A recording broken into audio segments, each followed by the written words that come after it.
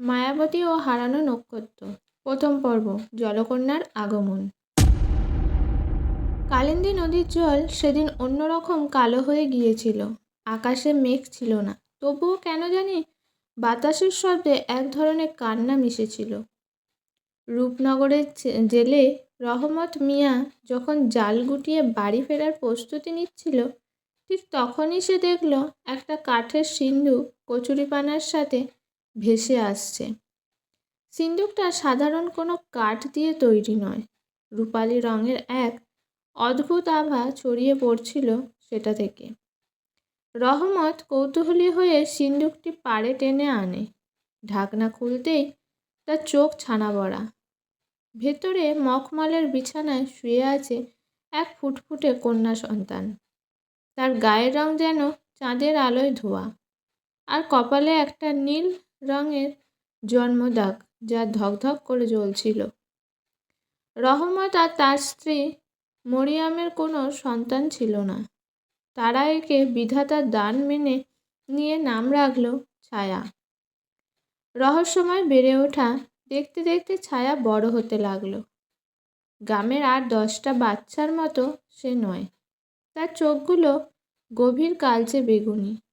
যখন সে হাসত, আশেপাশের মরা গাছগুলোতেও নাকি নতুন কুঁড়ি গজাত। কিন্তু ছায়া নিজে এসব কিছুই জানত না।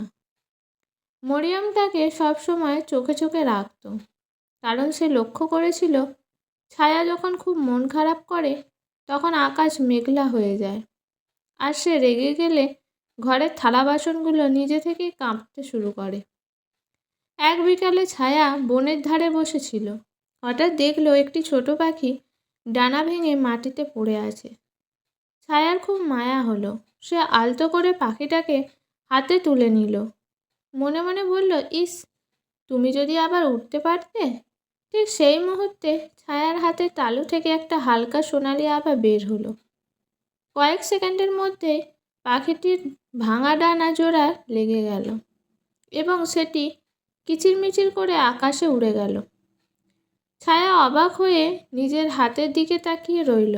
সে বুঝতে পারল না কি ঘটল, কিন্তু তার বুকটা কেন জানি কাঁপতে লাগলো। সেদিন রাতে রূপনগরে এক অদ্ভুত আগন্তুকের উদয় হলো। লোকটির পরনে কুচকুচে কালো আলখাল্লা, চোখ দুটো আগুনের মতো লাল। সে গ্রামের মোড়লের বাড়িতে গিয়ে একটিই প্রশ্ন করল, 12 বছর আগে এই নদীতে কোনো সিন্দুক ভেসে এসেছিল? আমি সেই নক্ষত্রকন্যাকে খুঁজছি, যার রক্ত দিয়ে আমার প্রভু অমর হবেন। গ্রামবাসী কিছু না জানলেও রহমত মিয়ার বুকটা ভয়ে কেঁপে উঠল।